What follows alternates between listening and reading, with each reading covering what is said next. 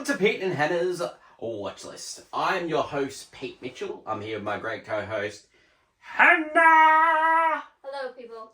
Today, Hannah, we're here for movie news. And we continue our look at Best Picture nominees because next week, it's the Oscars. Yes. And we'll have a great live show reacting to Yeah, the Oscars. Our thoughts. YouTube, TikTok, give more information towards the end of the day. Now, before we begin, let us tell the viewers and the listeners what they should do. Pretty please leave a like and subscribe to our channels. Subscribe. And leave a comment down below any of your feedback. Comment And down below. your predictions for the Oscars. Predictions. Time. Hit the notification button and you'll get great content like this one, including What's Next, the show where we help you figure out what to watch next. We looked at June Part 2. Yeah. And then we really just talked for 25 minutes. Great times. About the And Messiah. we That's- interrupt regular programming, our TV podcast. We looked at Curb Your Enthusiasm last season, and we continue to look at the Apple TV show Masters of the Air. Yeah. Next week we're going to look at Regime, which stars Kate Winslet. Watch the first episode. Yep. Pretty good. Pretty good. And Mm-hmm. today's show, we are Clickbait. Yeah. And we continue our look at Best Picture nominees. Yes, and yes. only came out last week in Australia was American Fiction. We got to watch that. Yeah, the final. This is the first year I've watched every single nominee. Best Picture wise. I'd like to say this is I my think first year, maybe. but no, I watch it all the time. No, you know what? Yeah, I almost did, but I missed the one that did win Best Picture, which was the year that Coda won. Ah, It was yeah. the only one I didn't see. Yeah, it's still, and you still haven't seen it. No. American Fiction. Everyone else was like, yeah, deserves to win. I haven't seen it, but Let's get on to American Fiction. yeah, let's talk about. Elevator pitch. Mm-hmm. You are a writer. You're struggling to sell a novel, and you decide to create a novel that's basically poking That fun at. tailors the interest to airport. Yeah. I call it. I like how it's said in the movie. I call it the same, which is like airport fiction, Mhm. which is it sells. People read it. And it's also about analysing families and it's quite good. Yeah, it deals with this really like insight kind of into like a little bit into culture or just the way certain people like to perceive their own, and it's interesting and I just love it because this movie is through the lens of Jeffrey Wright's character, who is again without realizing he is kind of a narcissist, and he is like a little bit egotistical without realizing. He doesn't care about other people's opinion. He thinks his is the more favorable one, and I love POV. Like, Well, he's nominated for Best Actor. Sterling K. Brown's nominated for Best Supporting Actor. Cord Jefferson nominated for Best Picture, who directed the film. He also adapted the screenplay, which he is also nominated for as well. 100%. Loved it. Start, finish, laughed. What do you call this? This is like a satirical comedy. Yes. And it's so good in so many ways. Adam Brody in it. I love so funny. This movie so much. Yeah. I was watching it and there's just a scene in it and that's so it broke me. It was like I literally just like this is such. How good is Sterling K. Brown? Sterling K. Brown was amazing, right? Yeah. But Jeffrey Wright. Wright's so good. He's so dry. Yes, but like, so he's pretending to be, with the fact that he's written this like fake book, he's also pretending to be someone he's not. Mm-hmm. And so he goes and has this fake movie interview day. Meeting, yeah. And he fakes this character, and I just cannot believe he, like, just the things, without realizing he was doing things, and it was just the funniest. He's just so funny in this movie. So and here's the thing, it's like a roller coaster of an emotion movie, because he did, like, while this is happening, like, he's doing this book to pay the bills, because, like, he's like stuff happens, like, his family just... It's falling apart. And he's just like, Brother's I'm gonna... divorce, But, you know... Brother finally comes out of the closet, like... Well, he's been and then, but his mum's got Alzheimer's. Yeah, it's just really tough. Yeah, he's never been. He's always been on his own. He was like considered dad's boy. Yeah, he was like dad's favorite. Yeah. And his whole family were like, you know, in the doctor profession, and he's a writer, so he's like a little bit out of it. Should have this been nominated for Best Picture? 1,000%. Mate. This is so like, you know how everyone's like a little bit like The Holdovers is that like feel good touchy movie. This is way better than this is so much. I thought this would be in the similar vein because it felt like you know, as it was presented, it felt like that kind of thing. This is a great Christmas movie. Yeah, this is a really great film. Yeah, like it's just poking fun at what it is. It's like the whole movie it pokes fun. It's tongue in cheek, but it's also, you know, it's serious ideas. I have a feeling that if this movie was released last year, I think it was earlier. Yeah. If it was the release date was this year, I think it would have been your championship belt holder. 1,000%. I love this movie so much. Yeah. I think that everyone's performance in this and how it. Yeah. Tracy Ellis Ross. There's this great. Oh my god, so amazing. He like him having this relationship and just the way. He's on like a board of like writers as well. He becomes on the board. He has an like someone who's written a book about, you know, their life. Thing, and so he was just like, I cannot believe you'd write something like this, and I just love the opposing ideas and opinions of this movie. And it's amazing. Yeah, it's just fun. Rating for this one. I would go banger. It's a banger. Yeah. Definitely a watch. It's on Amazon Prime. If you haven't seen it, you should watch it. It's so good. It goes perfectly clickbait into our prediction show. Yeah. Prediction? Yeah. Prediction? Pain. Didn't get that joke yesterday, and finally gets it out. Okay, so we're going to go through just the main categories. We'll go through the 2 writing categories. We'll go through supporting, Best actor, director, and picture. Okay. What?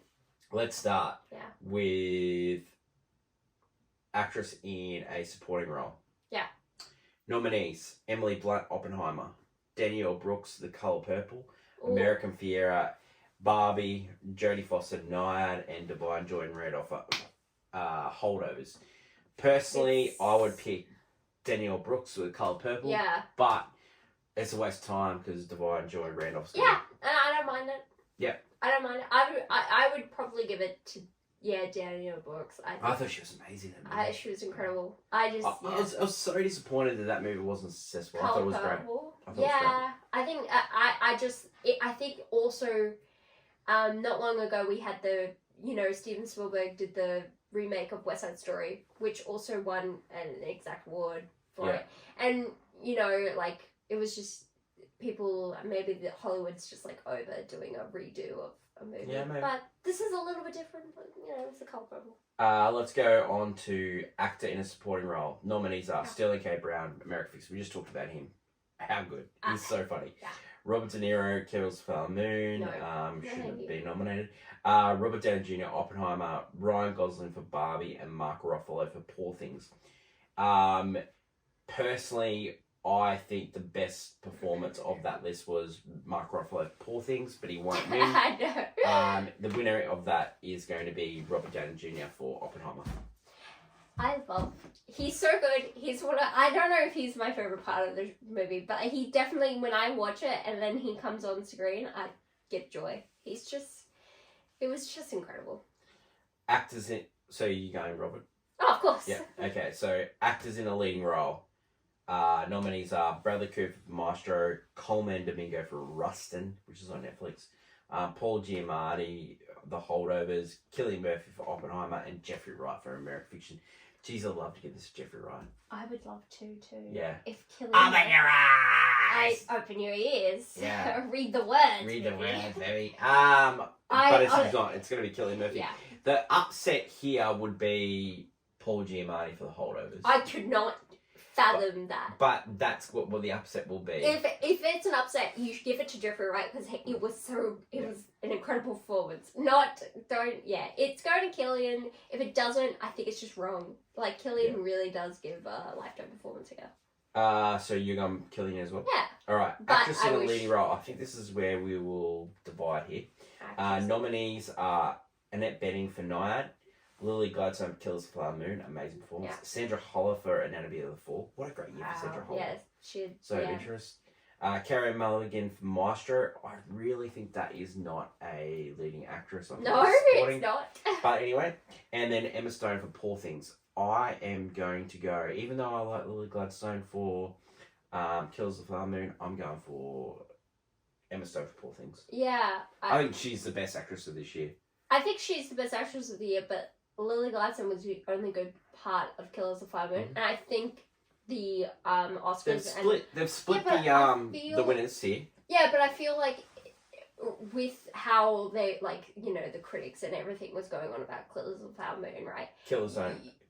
Critics don't pick these awards. No, I'm saying they went on about that, right? Yeah. And then Hollywood would be wanting at least to give Killers of the Flower Moon one of its many awards, even though it probably doesn't deserve a single one of them, because it's not just a bad movie, it just is a bad reflection. Yep.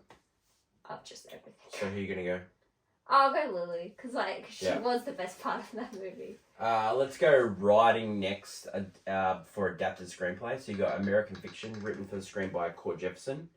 You got Barbie, written by Greta Gerwig and Noah Baumbach. Oppenheimer, written for the screen by Christopher Nolan. Poor Things, written by Tony McNamara, and Zone of Interest, written by Jonathan Glazer. I am going to say that it is Jonathan Glazer, Zone of Interest.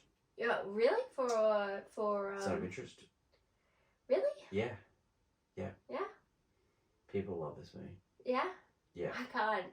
I can't, because I feel like it's so hard to recommend it as a movie. I don't know why. Yeah. It's for me, and especially because he uses different techniques to showcase, I guess, the effects and the idea of it and the feeling, I guess, being there.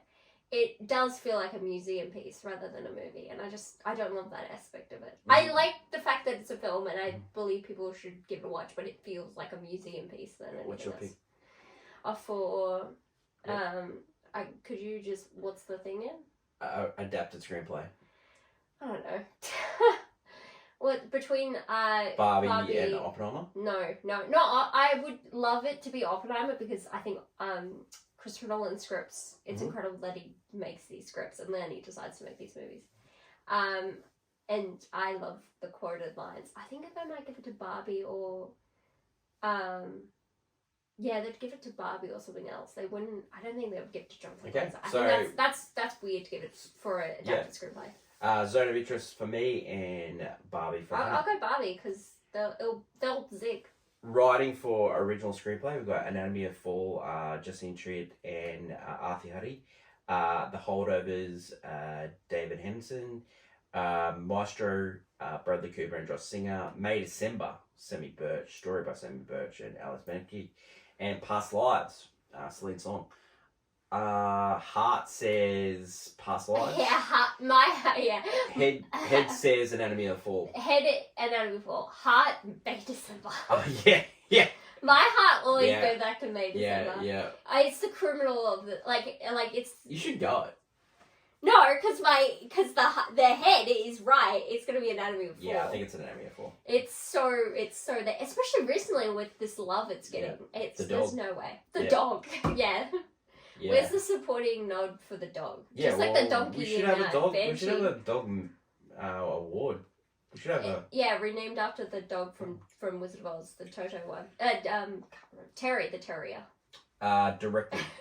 You got the nominees are Anatomy of the Fall, Justine Triet. Killers of the Flower Moon, Martin Scorsese. Should have been Greta. Oppenheimer, Christopher Nolan. Poor Things, Yorgos Lanthimos. And Zone of Interest, Jonathan Glazer. My winner here is Oppenheimer. Yeah, I was like Christopher Nolan. Yeah. Nolan boy. Yeah, he's doing. He deserves it. It's literally, this is, you know how you go to someone's end of career and they're going to get an award for just something? I think this is just it's Nolan's year. Well, it's not end of career. It's not, but if it's like he's going to make Tenet 2. Yep. What's happening? I think it's just gonna. He teed up JFK, so maybe he goes around. Anna, don't even say it. Best Picture nominee. So we're both going Christopher Nolan. Yeah. Best Picture nominees. You got American Fiction. You got Anatomy of a Fall, Barbie, Holdovers, Killers of the Flower Moon, Maestro, Oppenheimer, Past Lives, Poor Things, and Zone of Interest. So just give us like a little rundown. We rated American Fiction banger, Anatomy of a Fall banger, Barbie a banger, Holdovers, golf clap, Killers of the Flower Moon, I Fell Asleep, Yeah. Maestro, golf clap, Yeah. Oppenheimer banger, bordering on all-time classic. Past Lives, I gave it an all-time classic. Hannah gave it a banger. Poor Things, we both gave it a golf clap, and Zone of Interest, we both gave it a golf clap. We get Poor Thing. Oh, golf clap. Oh. Yeah. We like Poor Things. Oh, it's that middle bit. Yeah. I forget about it. Yeah. I don't mind when she goes to the house in Paris. The start with William start's Dafoe incredible. is amazing. Everything's incredible, and then it's that middle bit. And even for me personally, the start bit, with Mark Ruffalo too. That's really good. And the bit, it's the yacht bit, and for me personally, even the bit where the previous husband comes into it, I don't love that guy. Okay, so winner here. I'm going Oppenheimer. So. Yeah. We have done some differences here. So best actress we did difference. Yeah, and writing we did differences. Lily Gladstone, while deserving of the award, she's in the movie. When you watch the movie, she's a supporting character, not a main character. Yeah, it's so strange. Yeah, agreed. That she's in that category. Yeah. So. Do you want any other awards that tickle your fancy? Best original song. Yeah. It's between the two Barbie songs, because let's be honest, they put the other songs in there just to be there. Yeah, they didn't we try. Got Fire Inside, I'm Just Ken, It Never Went Away. The song from Flower Moon, and then you got What Was I Made For? That's gonna win, isn't it? Yeah, What Was I Made For? Yeah. I think it'll be fun to watch. Ryan Gosling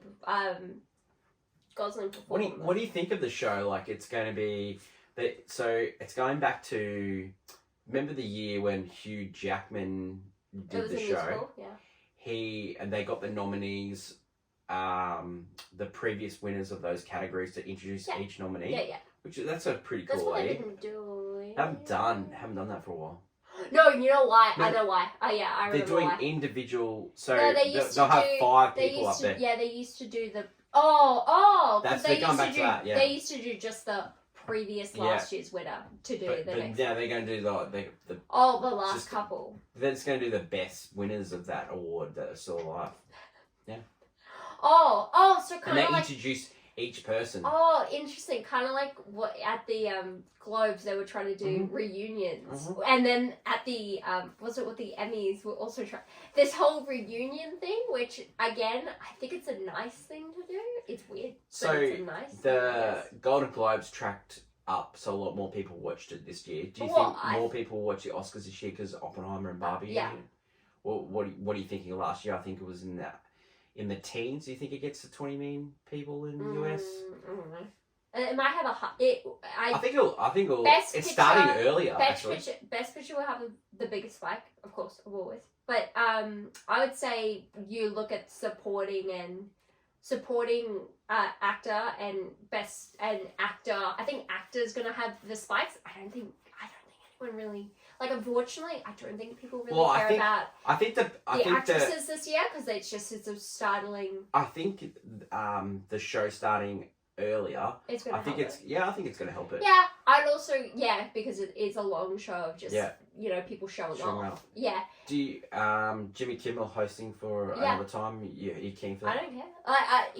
I'm glad it's not like a trio of people or like I know he's a late show host, so I don't mind a late show host, like someone who hosts stuff. Mm-hmm. I don't love comedians because unless they're just gonna spend the first 10 minutes roasting everyone on thing, then there's no point in having a comedian do, because their bits are always bad and they're never funny, and if they go too bad, they're offensive. Yeah. If they're not it's like we've we've lost the Ricky Gervais of like just having someone just. Man, I'd love him to do the Oscars. Yeah, he's but he'd tear apart these movies. Yeah. It's funny. It'd be great. But yeah, when I think, he would have absolutely killed Film. I honestly wouldn't. I would stop giving it to comedians and either give it to actors or I'd give it to hosts. I would not give it to comedians anymore for hosting the Oscars because they're just not any award show because it just bring back Jackman. Yeah, bring back actors who. Why did you burn the tubes? Yeah, of course, actors, especially ones that haven't done anything big in a while. 18 minutes on the race. Trying to bring back their career. They're like, get actors to do it. It's their show. America deserves an apology. Imagine the young ones. Like, imagine if the cast of Dune were the hosts. Oh man. Just the young, of course, the Chalamet, Zendaya, Austin Butler, Forrest Pugh. They don't have the greatest chemistry together, but they're professionals, and everyone would be standing there going, I think Dune 2 is definitely going to nominate, and they're all going to be all over it. Here's my next one. I would do Colman Domingo and Pedro Pascal as hosts.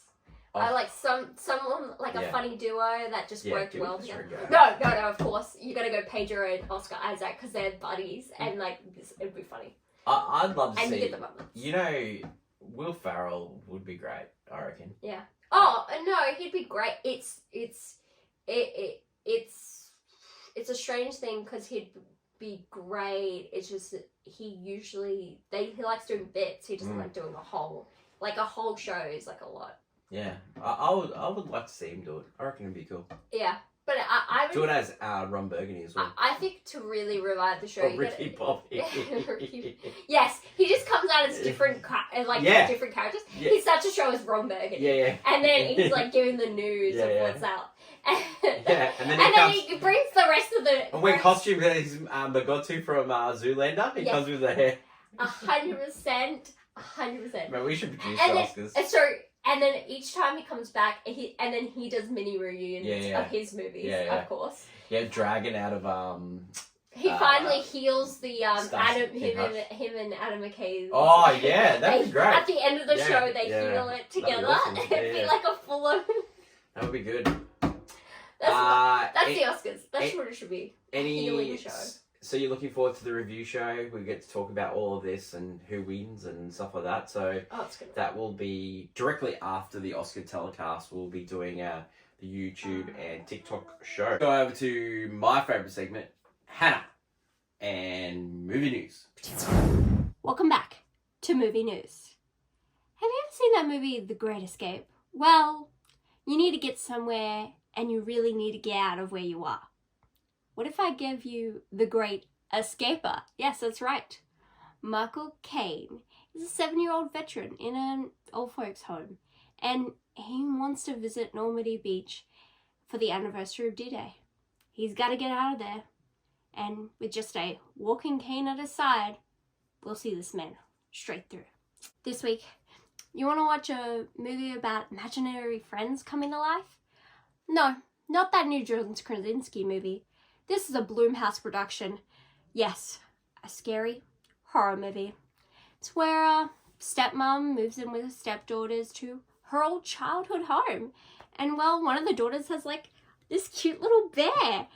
Bear's name is Chauncey. Wow, it's so adorable.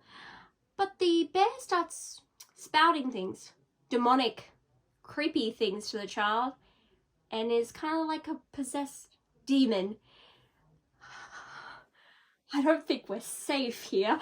Well, that's all the news we have this week.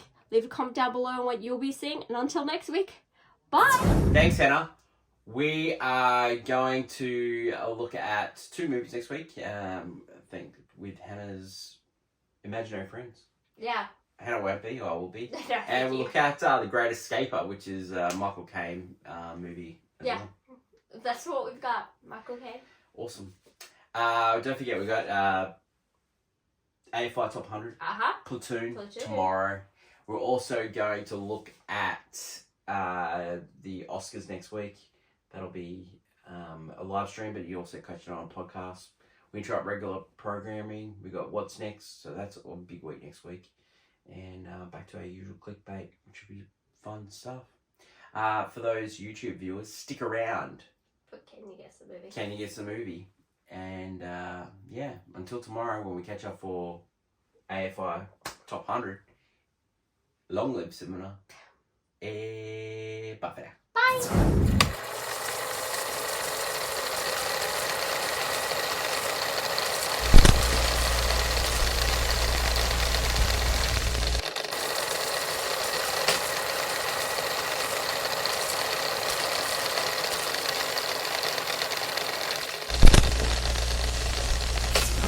Can you guess the movie? And this week, Hannah. The Dark Knight. No. Yeah. What do you mean? It is Dark Knight. That's Michael Caine. Michael Caine. I told you. Yeah, the Dark Knight. I told you, blood down doors off. I yeah, know it was about Dark that Knight. then. Yeah, but it was Alfred. Yeah, it was Alfred because Michael Caine has. Alfred Pennyworth. So hard. He's so many iconic lines. Yeah. We love the Michael Caine. Yeah, trust with me. Okay, that's Rising, so we don't talk about that. I told you. What a lovely, lovely voice. Now, what am I doing, Bane? I don't know what I'm doing anymore. I told you not to blow the bloody doors off. What? Was that Christopher Walken? Hey, my boy Chip. My boy. Yeah, your father was weak. Yeah, this is good. Stick around next week for more Can You Guess the Movie. Until then, bye. Bye.